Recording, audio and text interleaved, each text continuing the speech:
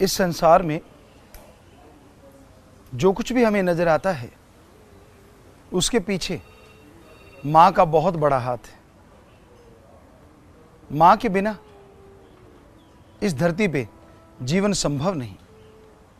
हालांकि माता पिता दोनों का रोल है, लेकिन माँ का बहुत बड़ा रोल है, खास करके मनुष्य जाति में। माँ बच्चे को 9 महीने गर्भ में धारण करके रखती है।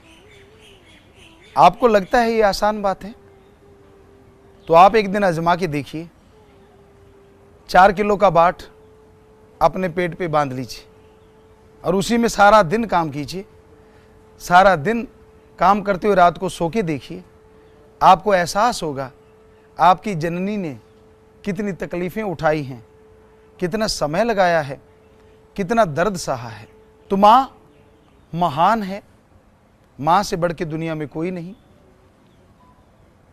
क्योंकि जितने भी संत, पीर, पैगंबर, ऋषि, मुनि, अवतार, यहां तक जो भगवान कहलाए, वो भी मां के गर्भ से होके आए, आसमान से नहीं टपके। तो जननी का दर्जा बहुत ऊंचा है। पर आप यह भी जाने, जननी पहले एक बच्चा होती है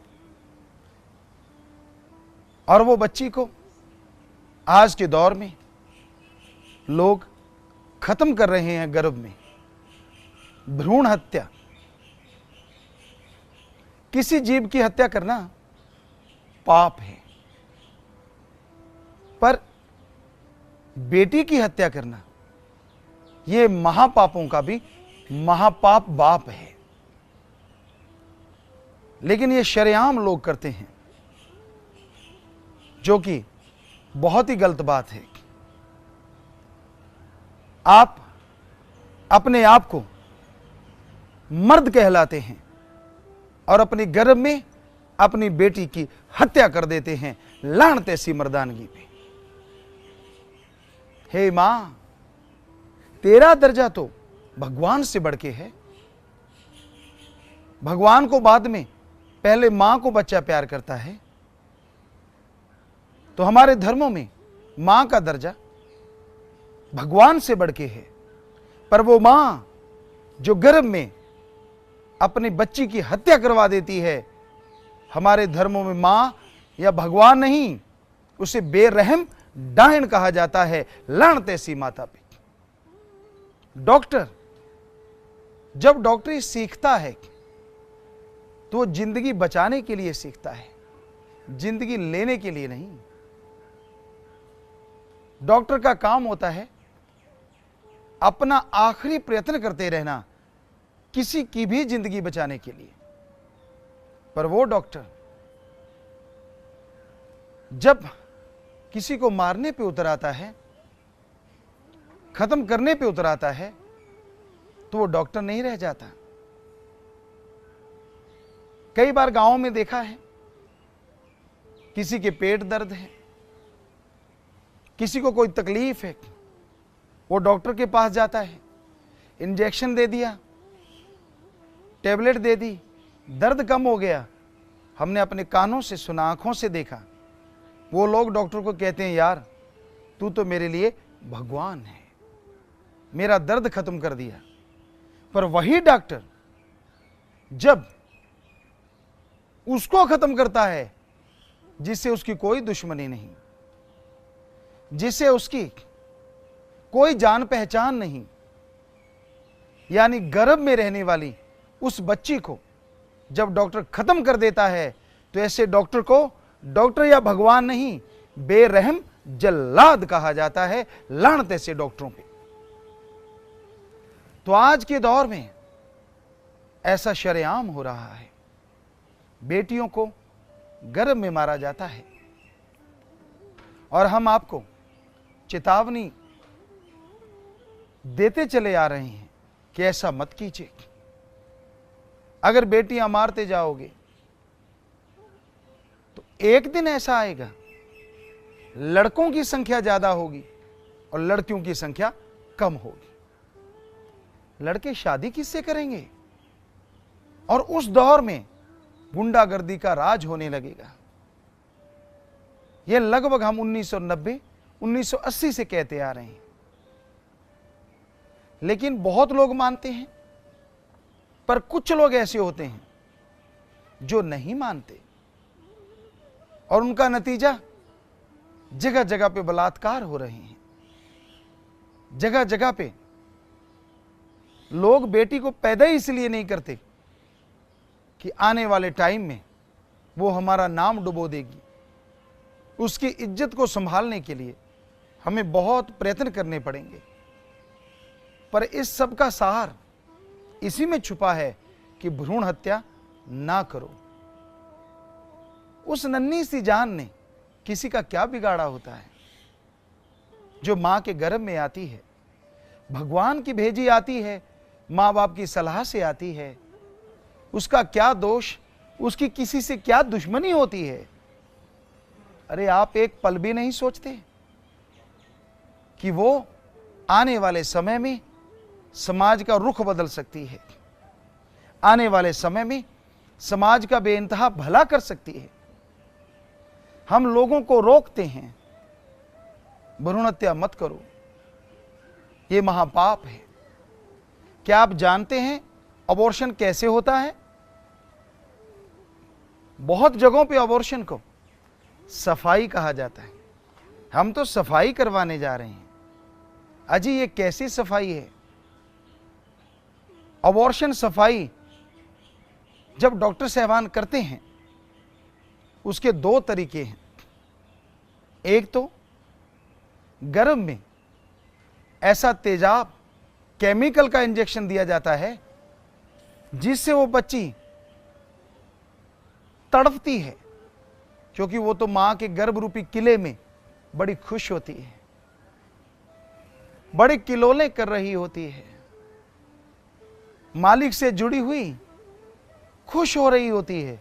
अचानक राक्षस रूपी वो इंजेक्शन जब उसके ऊपर तेजाब की केमिकल की बौछार करता है तो उसे भयानक पीड़ा होती है।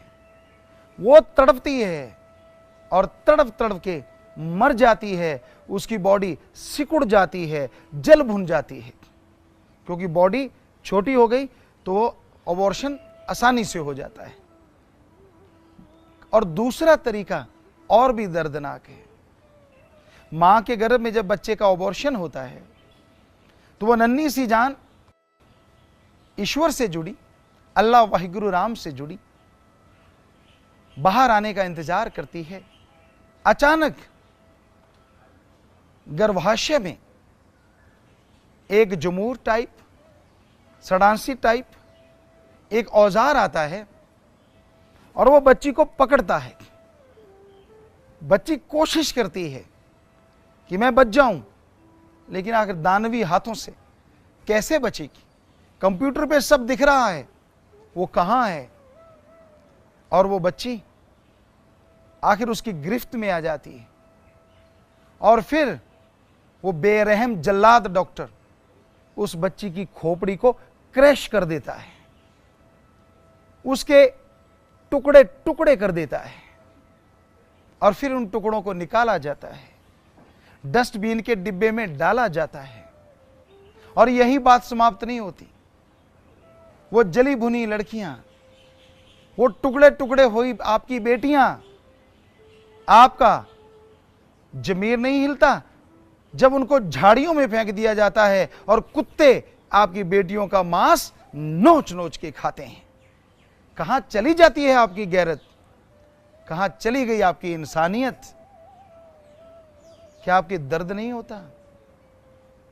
जरा सोचिए, अगर आपकी मां के भी ऐसे टुकड़े हो जाते तो क्या आज आप इस दुनिया में होते? कभी नहीं।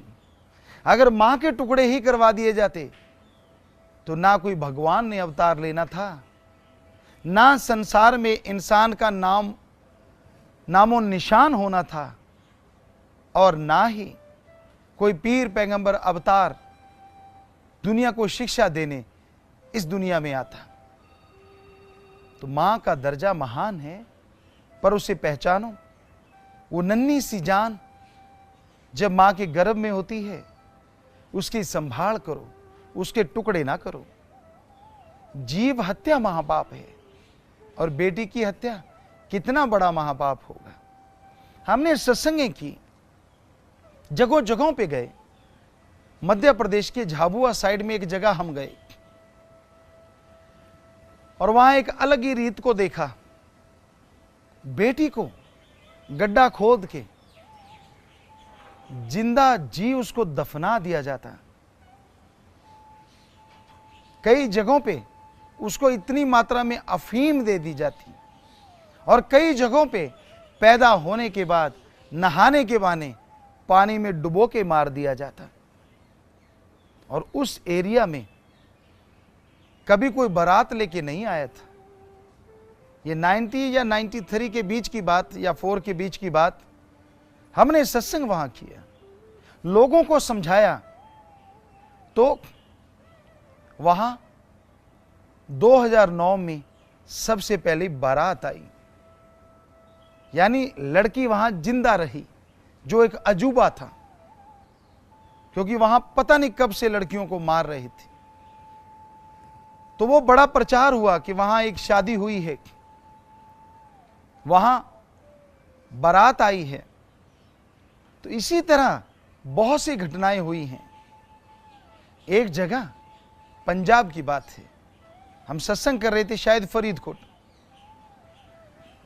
तो वहां पे बहुत दुनिया आई सत्संग सुनने, बहुत लैंडलॉर्ड लोग आए। एक आदमी आया अपनी पत्नी के साथ, सत्संग सुना। हमने यही टॉपिक वहां पे चलाया कि बेटियों को गर्भ में मत मारो। उसने सुना, वो रोने लगा, वो अपने घर चला गया। कुछ महीनों बाद कोई मिठाई का डिब्बा लेके हमारे पास आया। हमने कहा ये किस चीज का है? कहने लगे गुरुजी आपने फरीदकोट साइड में सत्संग किया था। हमने कहा जी। कहने लगे आपने भ्रूण हत्या के ऊपर वहां सत्संग किया था। तो वहां एक बहुत धनाढ़ आदमी आया था और वो उस दिन अपनी बेटी का अबॉर्शन करवाने आया था। लेकिन जैसे ही सत्संग सुना वो रोने लगा और उसने बेटी का अबॉर्शन नहीं करवाया, बल्कि जब बेटी पैदा हुई तो सारे गांव में लड्डू बंटवाए और उसी में से एक डिब्बा आपको भेजा है। तो इतनी खुशी हुई कहने सुनने से परे कि हमारा प्रयास सफल रहा। लोग राक्षस प्रवृत्ति बदल रहे हैं। यह राक्षस प्रवृत्ति नहीं तो और क्या है? हमने ये तो सुना था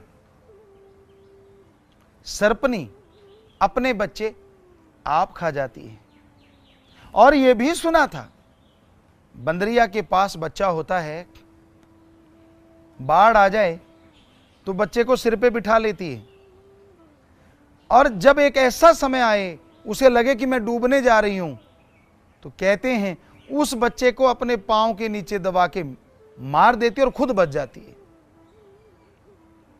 पशुओं में तो यह प्रवृत्ति सुनी थी, आदमियों में यह प्रवृत्ति, अच्छे अच्छे पढ़े लिखे धनवान लोगों में यह प्रवृत्ति बड़ी ही हैरानीजनक है। क्योंकि आप तो फिर पशुओं से बदतर हो गए ना। कहां गई आपकी पढ़ाई? कहां गया आपका ज्ञान? कहां गया आपका धर्म? क्योंकि धर्मों में तो स्त्री की पूजा है। हमारे हिंदू धर्म में बेटी को फकीर माता का दर्जा देते हैं, छोटी सी बच्ची को माता प्रणाम। क्यों? बच्ची मां के गर्भ से आती है, थोड़ी सी बड़ी होती है, अपने मां बाप की माता बन जाती है, उनका सार संभाल करने लगती है। पापा ऐसा नहीं करना, पिताजी ऐसे नहीं करना, माता ऐसे नहीं करना, वैसे नहीं करना, ये सही है, आपके लिए वो अच्छा है, ऐसा खाना खाना, वैसा ना खाना। हालांकि वो बेटी है, लेकिन वो मां का रूप धारण कर लेती है। विवाह शादी होती है, पत्नी के रूप में वो अपने पति के साथ जाती है। पर यकीन मानिए, हमारा बहुत अनुभव ये कहता है वो पति के लिए भी कहीं ना कहीं मां का रोल भी अदा करती रहती है। कैसे? आपके ये कपड़े ठीक नहीं हैं, आप खाना समय से नहीं लेते, फॉलो करती रहती है। आप दूर हैं तो फोन करेगी, उसको फिक्र रहता है, उसकी आदत में शुमार है मां का दर्जा। और फिर बच्चा हो जाता है, उसके लिए तो फिर वो भगवान रूपी मां बन जाती है। गर्भ में बच्चा है, उसकी कोलोलों पे मस्त होना, उसका एहसास महसूस करके सबको खुशी का संदेश देना, तो ये उसकी प्रवृत्ति बन जाती है। तो वो अपनी एक भावना के द्वारा अपने बच्चे को पालती है, पोसती, बड़ा करती है। और फिर जब बाहर आता है तो फिर एक वो तार टूटती नहीं। बच्चा कहीं भी है, वो मां तड़फुटती है। कहते हैं कूंज एक पक्षी होता है, और भी उसके नाम होंगे, और वो पक्षी कहीं भी चला जाए पर उसके जो ख्याल है, उसका जो ध्यान है, वो अपने बच्चों में रहता है। इसी तरह गाय जो है, कितनी किलोमीटर दूर चल रही हो, पर उसका अगर छोटा बछड़ा है तो वो कुछ टाइम के बाद दौड़ी हुई वापस बछड़े के पास पहुंच जाती है, क्योंकि उसका ध्यान बछड़े में रहता है। तो पशुओं की, पक्षियों की माता ऐसी हो सकती है। इंसान को तो सर्वश्रेष्ठ माना गया, अति उत्तम माना गया, तो ये मां भी तो सर्वश्रेष्ठ होती है। आप यकीन करें ना करें, पर यह सच है। बेटा जब भूखा होता है ना, या बेटी भूखी होती है, मां की दूध की धाराएं ऑटोमेटिकली चल पड़ती हैं। आज भी ऐसा होते हमने अपने आंखों से देखा है। ऐसी होती है मां की भावना। पर उस मां को आप जब वो बच्ची होती है खत्म करने की सोचते हैं,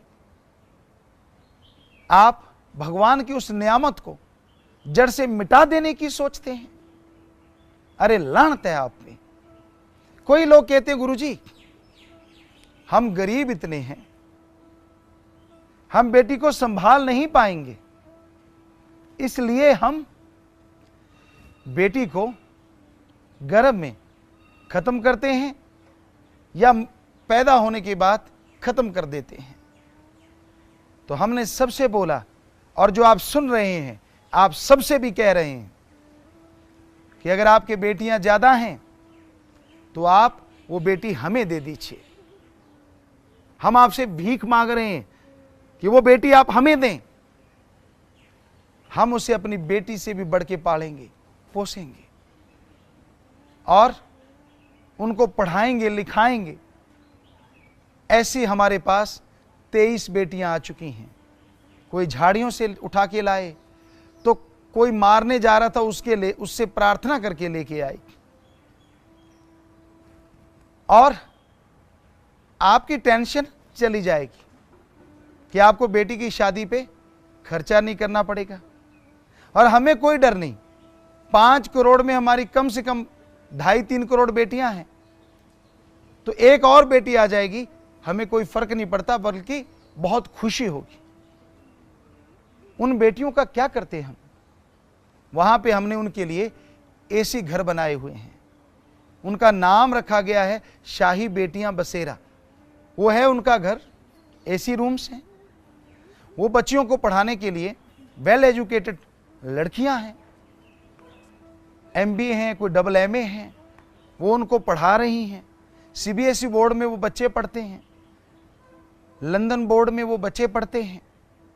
और आपको यह बताएं, उन बेटियों ने क्या कमाल किया है।